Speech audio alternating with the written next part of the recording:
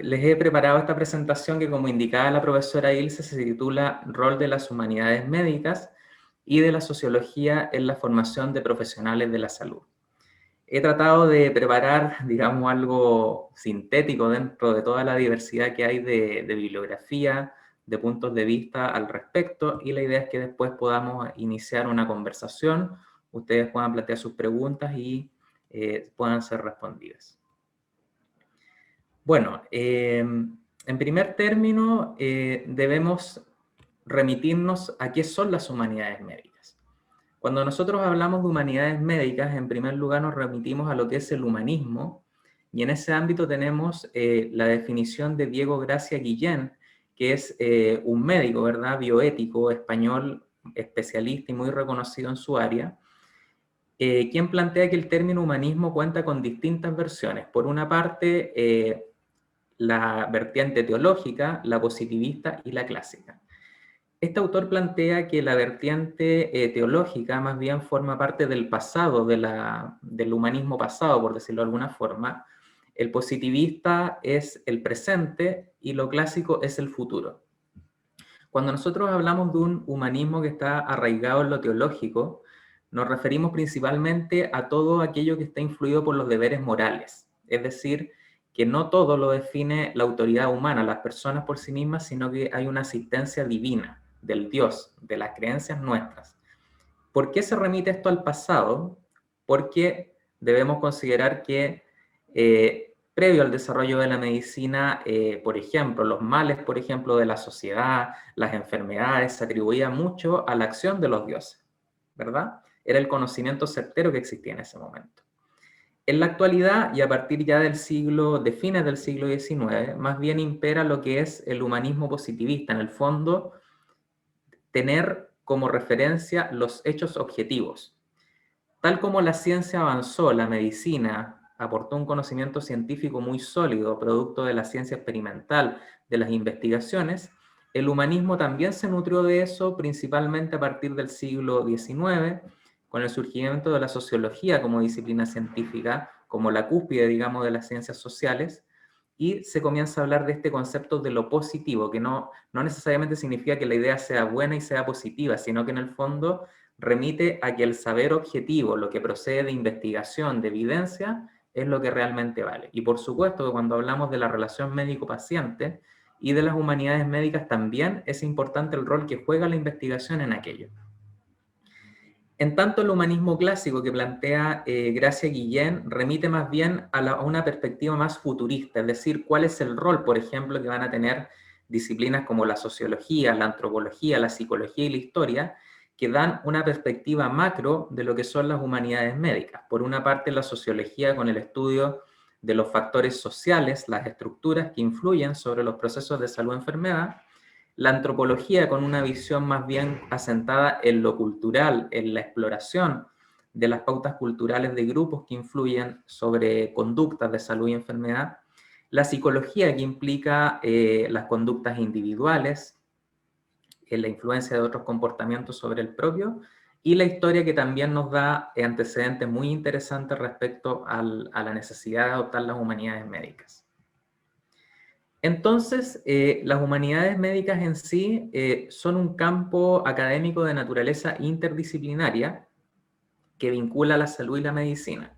Cuando hablamos de humanidades en general, aparecen desde el punto de vista de este autor la filosofía, la ética, la historia, la religión. La filosofía de la medicina, que en el fondo aporta los fundamentos conceptuales del conocimiento, de cómo se origina el saber médico, cómo reflexionamos frente a eso. Y eso va decantando también en la ética médica propiamente tal, la deontología, que en el fondo también se vincula a lo que es el deber profesional, por ejemplo. La religión también, que nos permite conocer ciertos comportamientos de comunidades o personas en relación a una enfermedad, en relación a la autoridad divina, o de médicos paralelos en el fondo, asentados en las culturas. Las artes también es un área muy importante dentro de las humanidades médicas, porque existen distintos aportes, por ejemplo, en la literatura. Si nosotros revisamos escritos como La muerte de Iván Ilich, de León Tolstoy, En el ámbito del teatro también obras como La medicina de Molière, El enfermo imaginario, que ustedes lo pueden explorar después en detalle, que reflejan situaciones, digamos, de cómo una persona en una de estas obras de teatro tiene una condición hipocondríaca y produce, digamos, un cierto relacionamiento con su familia a raíz de eso. La muerte de Iván Illich, que en el fondo nos plantea una reflexión sobre el sentido de la vida, es decir, una persona que ha sido muy exitosa en su trayectoria profesional y académica, pero llega un momento a la cúspide y baja de esa cúspide y comienza a sufrir un montón de enfermedades, de dolencias, que la hacen reflexionar sobre cuál es el sentido en el fondo de la existencia. Y también, por supuesto, son recursos que nosotros podemos utilizar en los procesos de enseñanza-aprendizaje. Y luego tenemos las ciencias sociales, que como yo les explicaba, tenemos la sociología dentro del, digamos, de la cúspide, digamos, de las ciencias sociales al estudiar científicamente lo social, el ámbito de la economía también, que nos ayuda a entender los determinantes socioeconómicos en materia de salud y enfermedad, el derecho, muy en boga también en los últimos años con por ejemplo, la ley de deberes y derechos de los pacientes, el enfoque de derechos humanos en salud, la política, por supuesto, que nos permite entender ciertas estructuras en las cuales se desenvuelven los individuos frente al proceso de salud y enfermedad. Las humanidades médicas surgen en Estados Unidos, ¿no es cierto?, ya en la década de los 60, cuando comienzan a tomar una fuerza bastante considerable con el desarrollo de los primeros departamentos de humanidades médicas en ese país, que englobaban distintas materias interdisciplinares, entre ellas la historia, la psicología, la sociología, la ética, la antropología cultural, aplicándola al análisis del individuo enfermo en particular. Y hoy están incorporadas a los programas de pregrado y posgrado de las principales universidades del mundo. Aquí yo quisiera hacer una reflexión, que las humanidades médicas, si bien es cierto, esta es la definición que entrega este autor, que es Diego Gracia, no debemos perder de vista que no solo debemos aplicarla al individuo enfermo per se, sino también a la persona que goza de un buen estado de salud, porque podemos estar frente a una persona que acude a una consulta médica o se vincula con un profesional de la salud y posiblemente no esté enferma, sino que quizás dentro de su cosmovisión posee una enfermedad, pero finalmente el diagnóstico médico o la respuesta del profesional de la salud puede referir otra conclusión, distinta a la percepción del paciente. En el ámbito europeo también hemos tenido un desarrollo de lo que son las humanidades médicas, en donde, por ejemplo, en la Unión Europea se adoptó una directriz para todos sus países miembros en el sentido de unificar los currículos médicos en materia de humanidades médicas. Entre ellos se planteaba agregar contenidos propios de la bioética, que como ustedes saben nos permite reflexionar respecto a los dilemas éticos de los profesionales de la salud y también integrar principios básicos como la justicia, la autonomía, el principio de no maleficencia y beneficencia. La sociología médica, que yo siempre he dicho, si estas ciencias sociales no logran adecuarse al ámbito de la salud, la verdad es que por sí solas no tienen sentido dentro del currículum. Y la sociología médica es una disciplina que permite estudiar factores condicionantes del proceso de salud-enfermedad. Se los voy a explicar más adelante, digamos, qué podemos enseñar en sociología como asignatura de una carrera de medicina y que me ha tocado liderar en los últimos 7 años como coordinador. Y finalmente la filosofía de la medicina, que es aquella que integra los fundamentos de este conocimiento en los aspectos éticos que rigen el actuar del profesional de la salud. Las humanidades médicas, entonces, ¿por qué surgen? Surgen a inicios del siglo XX, cuando ya la medicina clínica logra alcanzar una verdadera categoría científica. Como ustedes bien deben saber, durante el siglo XIX y previo a aquel siglo, la medicina experimentó distintas evoluciones. El saber no necesariamente era científico, sino que muchas veces se actuaba en base a la intuición del médico, no existían los hospitales, ¿verdad? El nacimiento de la clínica se da en el siglo XIX. Desempeñaban un rol muy importante, por ejemplo, los sacerdotes, la capacidad de la comunidad de unirse por vínculos de solidaridad. La caridad también en salud era muy frecuente. Entonces, tal como la medicina ya había alcanzado un desarrollo científico a fines del siglo XIX, era importante ocuparse de otros elementos, y eso era la humanidad médica en el fondo, que era la necesidad de que este profesional tecnificado con conocimientos disciplinares también tuviese conocimiento de los elementos psicosociales que influyen en el proceso de salud-enfermedad y la relación médico-paciente. Por lo tanto, las ciencias sociales y las humanidades médicas en su conjunto adquieren un papel relevante a partir del siglo XX, de inicio del siglo XX. ¿Y por qué? Porque uno de los elementos que se visualizaban era el incremento de las quejas de que el modelo médico científico era muy bueno, pero faltaba este elemento relacional. ¿Cuál es el rol entonces de las humanidades médicas? El rol de estas humanidades médicas es promover capacidades y actitudes humanamente significativas. Eso es lo esencial, ¿verdad? Si no producimos eso, en verdad, no tiene mucho sentido enseñarlas. Y eso permite el desarrollo de capacidades como la comprensión, la compasión, el cuidado, el afrontamiento del dolor y de la muerte.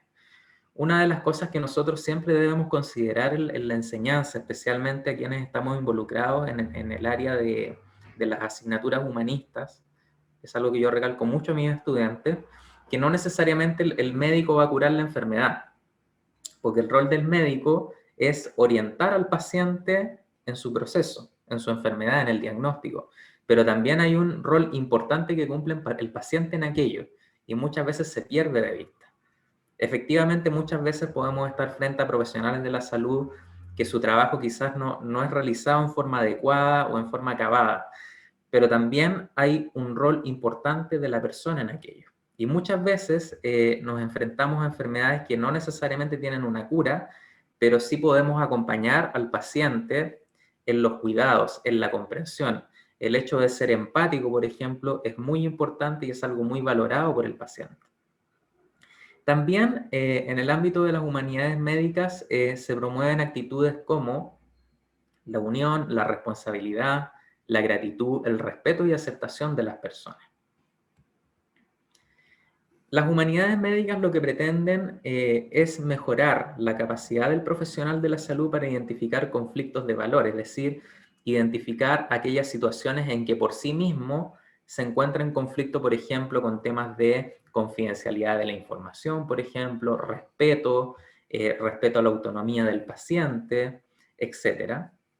Permite que el profesional de la salud esté capacitado para manejar mejor los conflictos éticos, porque va a tener un saber acabado en lo que es la bioética y cuáles son sus implicancias. También potencia la percepción de las propias responsabilidades. En el fondo, las humanidades médicas, el principal rol es también internalizar la idea de responsabilidad, porque como profesionales de la salud, efectivamente hay una responsabilidad con la persona, pero también con la sociedad, porque esa persona está inserta en un grupo mayor. Y también enseña a contextualizar los problemas médicos dentro de la complejidad de lo social. Luego se plantea este interrogante de las humanidades médicas y la importancia de la integración y transversalidad en el currículum.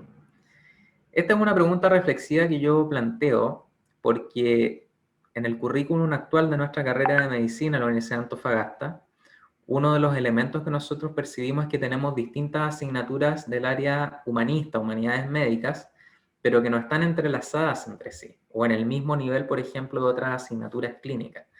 Este problema es crítico, digamos, estamos afrontando un rediseño curricular con una propuesta bien interesante de asignatura y de una transversalidad también en el currículum. Esto quiere decir que se enseña en distintos años y también en conexión con ciertas asignaturas clínicas, porque sucede muchas veces que estas asignaturas se ven como accesorias, como que no aportan o que están en los niveles iniciales y hay poca conexión con el ámbito clínico. Por lo tanto, además de estar integradas y de tener una transversalidad en el currículum, es decir, que se toque en distintas etapas, tiene que haber también una significancia y una aplicación a problemas de salud y la enfermedad. En el ámbito concreto, ¿cuáles son las estrategias de enseñanza más adecuadas para enseñar las humanidades médicas? Desde mi experiencia como académico, desde hace 17 años en la carrera de medicina de la Universidad de Antofagasta, nosotros hemos utilizado distintas estrategias que permiten asegurar la significancia de los aprendizajes.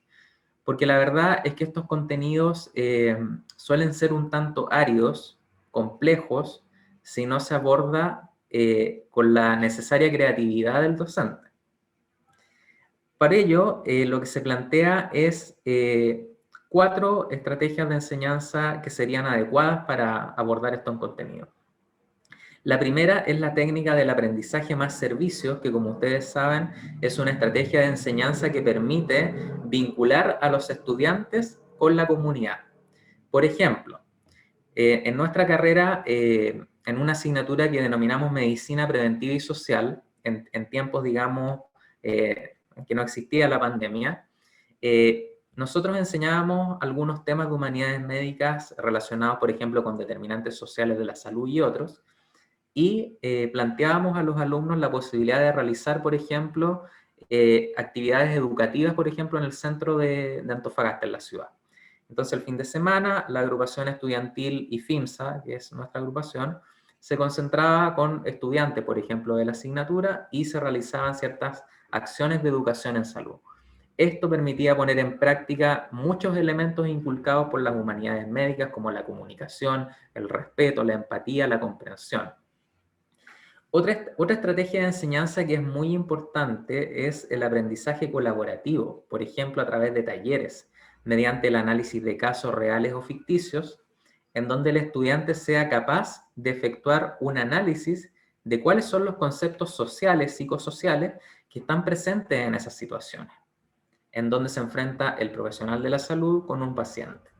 Los debates son estrategias muy importantes que permiten a los estudiantes reflexionar sobre la importancia de distintos tópicos de salud presentes en el debate social, incorporando los saberes disciplinares y los saberes propios de las humanidades médicas.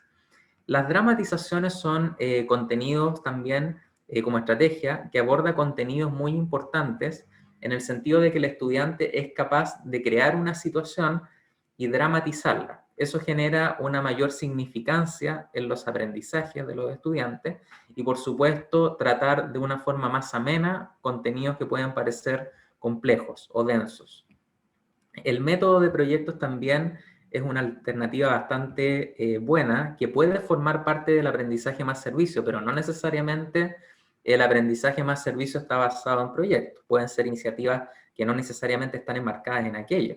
De hecho, por ejemplo, algo que podría estar enmarcado en el aprendizaje más servicio es el diseño de una intervención social en salud, que es un contenido que enseñamos en la asignatura de Medicina Preventiva y Social, ¿verdad? En donde se parte, digamos, de un diagnóstico de la situación de salud de una comunidad y sobre aquello se planifica una intervención por fases.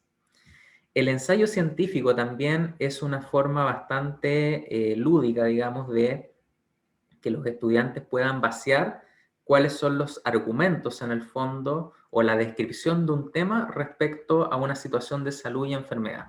El ensayo científico puede ser descriptivo o argumentativo. El argumentativo generalmente tiene la función de persuadir, de convencer a las personas, y el descriptivo es netamente citar definiciones sobre un proceso de salud o enfermedad y exponer antecedentes al respecto y generar una conclusión. La verdad es que la sociología, ya pasando propiamente a cuál es la importancia de esta disciplina en la formación de profesionales de la salud, tiene sus primeras alusiones en lo que son los planteamientos de Hipócrates, de Galeno y después de Paracelso, que fueron médicos, digamos, muy importantes en el ámbito disciplinar de la medicina, en donde ellos realizan distintos tratados, digamos, de enfermedades, desarrollan ciertas áreas como la anatomía, la fisiología, la ginecología. En el caso de Hipócrates, ¿no es cierto?, existen un conjunto, digamos, el corpus hipocrático que se llama, con distintos tratados al respecto. Está también la connotación ética respecto al desempeño de la profesión, pero una de las características que ellos señalaban era precisamente que existía un peso fuerte de los factores sociales sobre la salud de la población.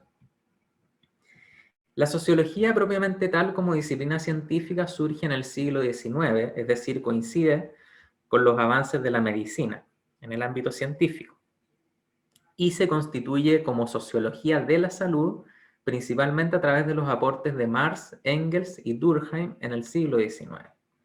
En relación a lo anterior, son dos hitos los que marcan el nacimiento de la sociología de la salud, que es la situación de la clase obrera en Inglaterra y los casos de suicidio experimentados en Europa.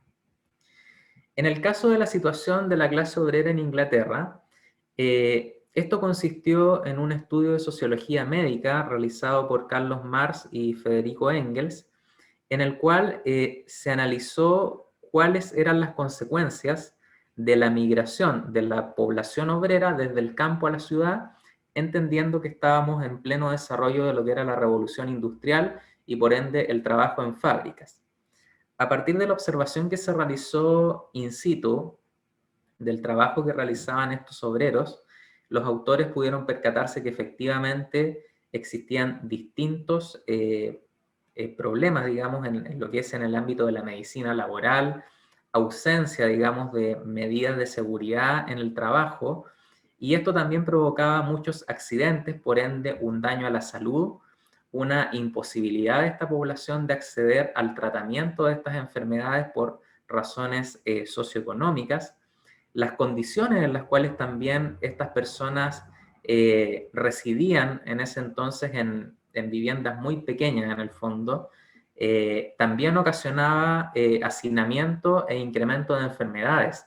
El hecho de que muchas de estas personas laboraran en espacios cerrados, sin ventilación, ocasionó un conjunto de enfermedades que la podríamos tratar en otra exposición quizás, pero es muy interesante la visión que otorga este estudio al surgimiento de la sociología médica.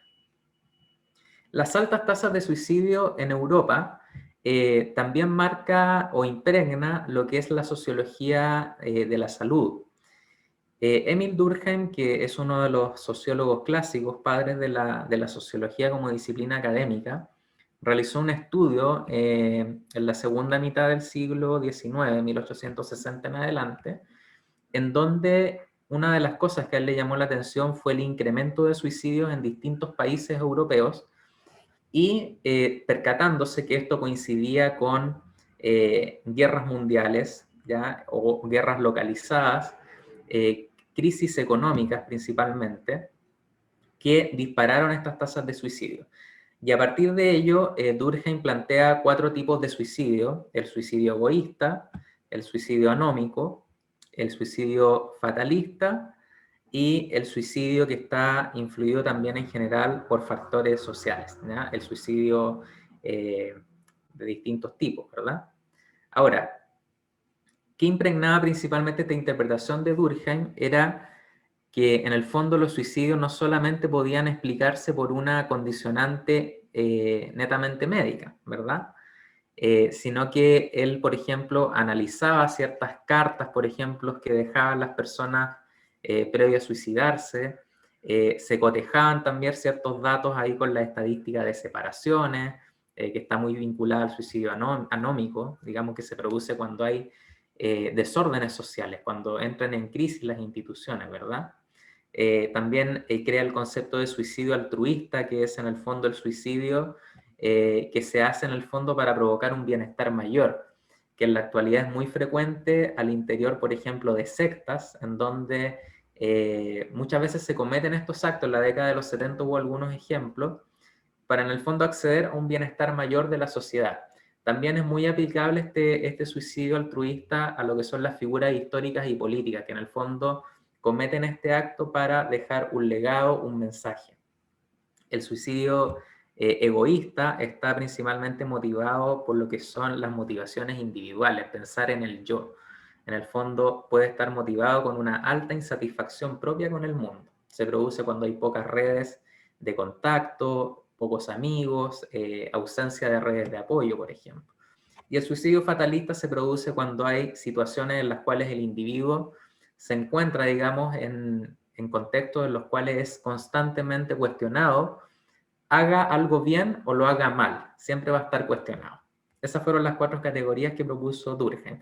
Por supuesto que esto en la actualidad puede seguir siendo aplicable y también han existido distintas reformulaciones que en el tiempo, digamos, desde distintas perspectivas, y es algo que también nosotros hemos conversado con los estudiantes en esta clase de suicidio, en donde ellos analizan distintos tipos de actos suicidas y brindan también críticas o aportes a la teoría planteada. Dentro del ámbito de la sociología médica, desde la perspectiva de otros autores, se plantea que la sociología puede subdividirse en 2 áreas: la sociología de la medicina y la sociología en la medicina o sociología de la salud. La sociología de la medicina es más bien un proceso que ocurre en el escenario médico, en donde la investigación y el análisis del ambiente médico se hace desde una perspectiva social.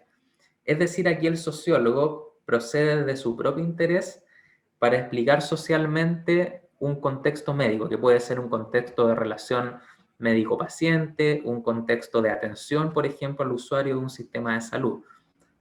Cuando nosotros hablamos de la sociología de la salud, es más bien una sociología que está a disposición del paradigma biomédico, en donde, por ejemplo, se estudian factores sociales que están involucrados en un desorden en salud, causas y consecuencias. Aquí, por ejemplo, entra el aporte de la salud pública vinculado a la sociología, en donde se explica el peso de estos factores, ¿verdad?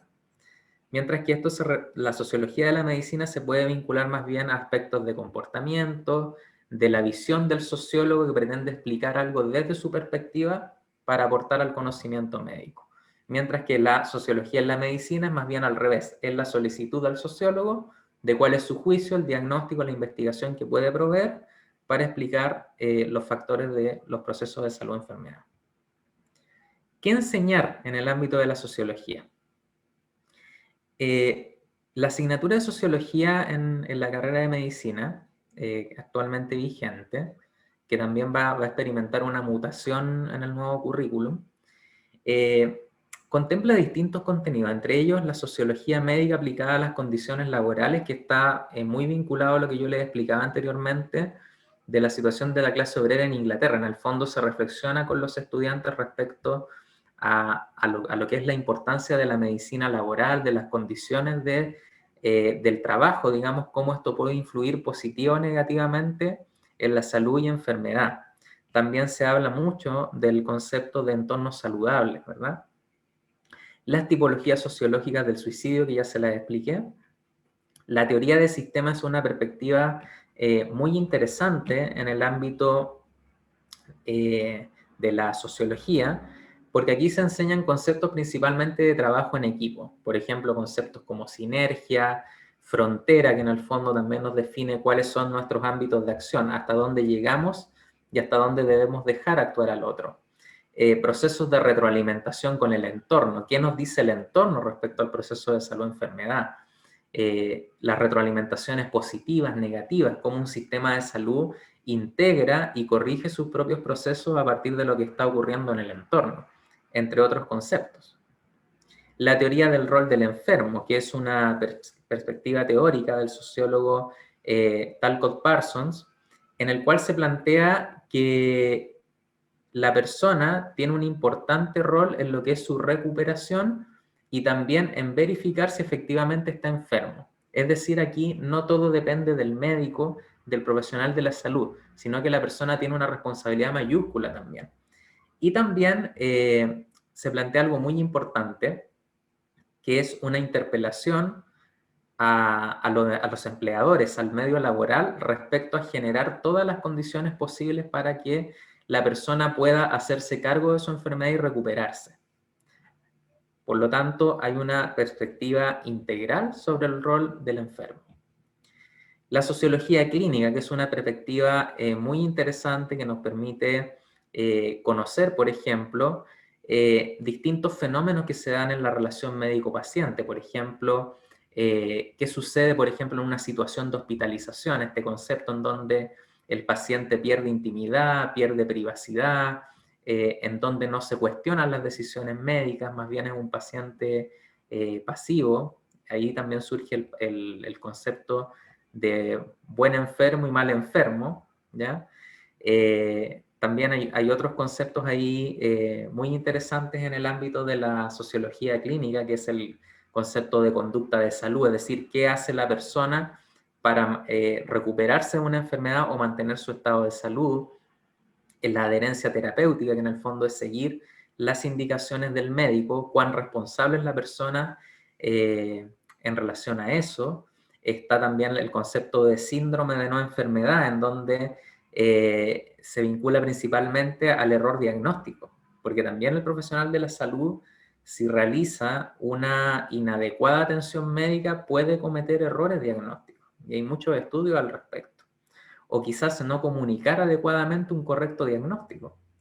¿Por qué? Porque existe muchas veces el uso de tecnicismo, poca empatía con el paciente, poca apelación a recursos gráficos, verbales, para poder explicar mejor algún elemento.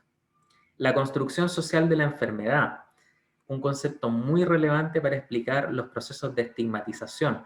¿Por qué algunas enfermedades son consideradas positivas, entre comillas, y otras negativas? ¿Por qué se condena más a una persona, por ejemplo, si es diagnosticada de VIH respecto a una persona que es diagnosticada de cáncer? Esos análisis los realizamos en la asignatura de sociología.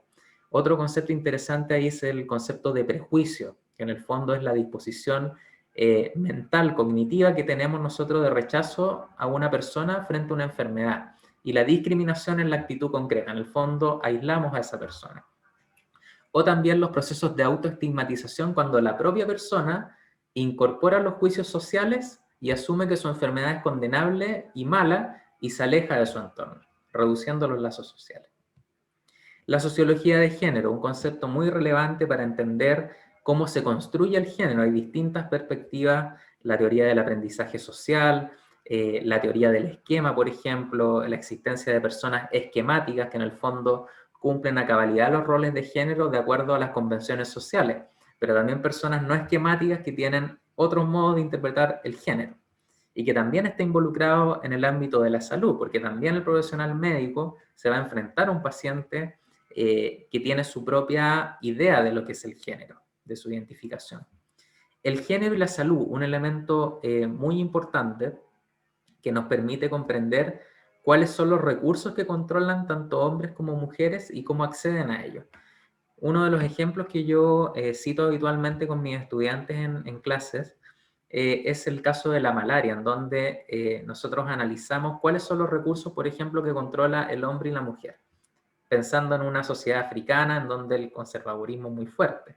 Bueno, las mujeres lamentablemente en ese caso, en este esquema de sociedad tradicional machista, no integran, por ejemplo, no tienen elementos básicos como la educación o la independencia económica que les permitiría, ¿no es cierto?, tratar la malaria o acceder contra ella. Por lo tanto, no controlan ese recurso y eso produce una situación de salud y enfermedad que es desfavorable para ellos. No así en el caso de los hombres, que sí podrían tratar esa enfermedad por ser el sustento del hogar, porque en este caso las mujeres no laboran, sería solo el hombre. Pero también hay otro componente de género en donde el hombre generalmente no trata este problema de salud y lo deja pasar. La sociología de las enfermedades mentales es una perspectiva que en el fondo nos plantea Robert Bastide, un sociólogo que plantea este tema, en donde él menciona el concepto de locura. Es un concepto que utiliza a lo largo de su libro y en donde plantea que generalmente al que calificamos de loco, a lo mejor ese loco es mucho más racional que las personas normales, entre comillas, porque muchas veces la persona que tiene, entre comillas, este estado de locura, no ahondamos en por qué se produjo eso. Quizás es porque fue una persona a la cual no se le entendió adecuadamente, quizás los esquemas de nuestra sociedad son muy rígidos y no permiten interpretar la diversidad de lo que son los comportamientos y las visiones de mundo, por ejemplo. ¿Cuál es el papel que ejercen, por ejemplo, los líderes políticos en este tema? Y él plantea una pregunta: ¿se pueden volver locas las sociedades a raíz de todo esto? Y plantea también otra frase muy interesante, que es: si nosotros tenemos padres ansiosos, estos crean hijos ansiosos y por ende tenemos una sociedad ansiosa. Por lo tanto, los vínculos, las enfermedades mentales pueden producirse también por un aprendizaje social. La sociología de las relaciones humanas es un ámbito muy interesante para analizar la relación médico-paciente, en donde se plantean distintos modelos, entre ellos la relación de dominio profesional, en donde el médico es la autoridad y su diagnóstico no se cuestiona. Tenemos también el modelo conflictivo, digamos, de relación médico-paciente, en donde tanto médico como paciente tienen expectativas distintas de lo que es la atención médica y el proceso mismo. Por lo tanto, el paciente trata de que se responda a ciertas expectativas y el médico, por otra parte, trata de cumplir con sus objetivos como profesional. Y muchas veces esos conflictos de expectativas generan desavenencia. Tenemos también el modelo de guía cooperación, en donde el médico es un consejero del paciente, lo guía en su proceso y se configura una especie de relación de padre-adolescente. Tenemos también la relación de mutua participación, que es una relación adulto-adulto, en donde existe una comunicación fluida entre ambos. Tenemos un paciente que es muy responsable, muy cumplidor, que consulta y se asesora. Y básicamente eso da origen a una relación médico-paciente que es integral. Yo siempre he dicho que no hay modelo que sea bueno o que sea malo, son distintas formas de interpretar esta dinámica de relación médico-paciente. Otro aspecto relevante en el ámbito de qué enseñar en sociología cuando se forma profesional de la salud es la teoría de la acción comunicativa, los sinónimos universales del habla, de Jürgen Habermas, sociólogo, en donde en esta actividad, por ejemplo, los estudiantes realizan un video en el cual ponen en práctica estos 4 elementos de la comunicación, que son, por ejemplo, la veracidad, que tiene que ver con el ser honesto de parte del profesional de la salud, la verdad, que en el fondo es que esa comunicación está sentada en datos objetivos. El médico o el profesional de la salud no habla al azar, fundamenta su juicio diagnóstico, ¿verdad? Tenemos también el concepto de la inteligibilidad de la comunicación, que es el hecho de que la comunicación sea comprensible para el otro. No basta con explicar tecnicismos y no verificar si el paciente realmente nos entendió.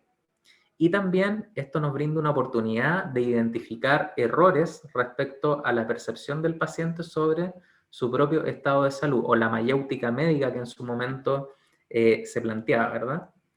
La sociología y el lenguaje del cuerpo es otra área muy relevante, en donde acá, por ejemplo, los estudiantes desarrollan este concepto a través de videos. Leen un texto específico que trata sobre el lenguaje del cuerpo de Alan Pease, en donde, por ejemplo, retratan una situación médico-paciente, en donde se identifica un paciente que miente, un paciente que dice la verdad, entre otros elementos. La medicina individual y social, que en el fondo es la idea de plantear la existencia de una medicina social que es una medicina integral, que involucra la participación de la comunidad, del paciente y de un médico conocedor de estos factores. Y la medicina individual, que está limitada a la relación de la consulta médica, la relación entre personas y el tratamiento de una enfermedad.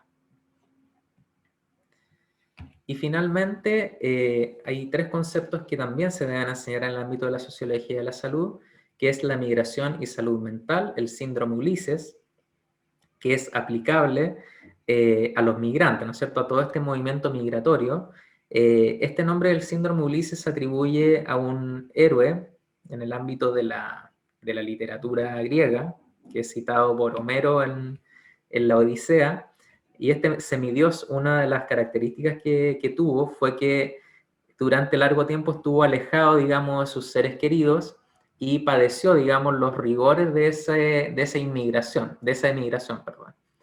Entonces también este tema nos permite comprender cuáles son las situaciones que enfrentan las personas migrantes en términos de salud mental, el estrés, la adaptación a una nueva cultura, situaciones que quizás experimentan en este trayecto al lugar de destino y todos los problemas de salud que ello ocasiona ya en el país en concreto, el país de destino.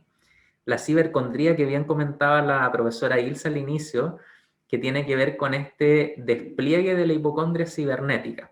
En el fondo, las personas, por distintos motivos, ya sea por ejemplo, motivos económicos o por una democratización del saber médico, de manejar tanta información, acceden con mucha libertad a contenidos en Internet que permiten entregar respuestas sobre una enfermedad, sobre un malestar e incluso entregar el diagnóstico en forma inmediata. Por ello, es importante que en ese sentido se eduque al paciente respecto a cuáles son las fuentes de información adecuadas, para que no, en el fondo, no tengamos problemas de salud que debamos lamentar.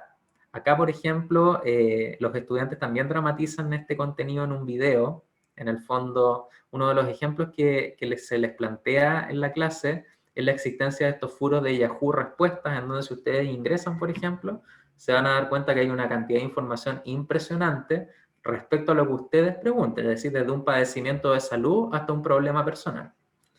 Y finalmente, el panoptismo social y el nacimiento de la clínica, que es una forma de conceptualizar cómo nace la clínica, cómo se consolida el saber médico, cómo en el fondo se dispone de establecimientos de salud que en ese momento proveen las condiciones materiales adecuadas para la atención de pacientes. A diferencia de lo que ocurría anteriormente, en donde más bien la práctica de la medicina se desarrollaba en condiciones un tanto precarias, había un desarrollo aún incipiente, digamos, estaba muy en desarrollo lo que era la medicina individual, por ejemplo, la existencia muchas veces de un solo médico en un pueblo en específico, y el panoptismo social que en el fondo nos implica, nos remite a lo que es el control de la sociedad, en el fondo que constantemente los individuos están siendo observados en sus conductas, que debemos respetar ciertos patrones si deseamos convivir en una sociedad, y esto también remite fundamentalmente a lo que es la responsabilidad del individuo en materia de salud, de la salud para sí mismo, y también como un compromiso de responsabilidad social. Finalmente, a modo de reflexión, la relación entre humanidades y medicina busca comprender la compleja naturaleza de los procesos de salud y enfermedad. Tenemos por una parte las expectativas de los pacientes, que se relacionan más bien con aspectos de empatía, de compasión, de esperanza, de seguridad del médico profesional de la salud. La seguridad del médico tiene que ver muchas veces con el hecho de tener una solución rápida al malestar que padece, pero sabemos que no siempre podemos lograr aquello, y por eso que es importante también explicárselo al paciente, tener una alianza estratégica con él. Muchas veces hay pacientes que solo necesitan empatía, compasión o un mensaje de esperanza en el caso de una enfermedad que quizás no tenga mayor solución. El rol del médico profesional de la salud en este ámbito es integrar en la práctica entonces tanto los conocimientos disciplinares como los conocimientos humanistas para el desempeño. Eso es lo que deseaba exponer el día de hoy. Les doy las gracias, la oportunidad a Soeduxa por permitir exponer estos contenidos que muchas veces son percibidos como muy áridos, pero depende mucho también de la creatividad de los docentes para asegurar la significancia de los aprendizajes. Y es por ello que les mencioné ciertas estrategias de enseñanza y también la necesidad de que estas asignaturas estén integradas en el currículum con asignaturas disciplinares y como una transversalidad del currículum, es decir, no que se perciba como una asignatura en el fondo que rellena la malla o que en el fondo no nutre de elementos sustanciales al profesional de la salud. Muchas gracias.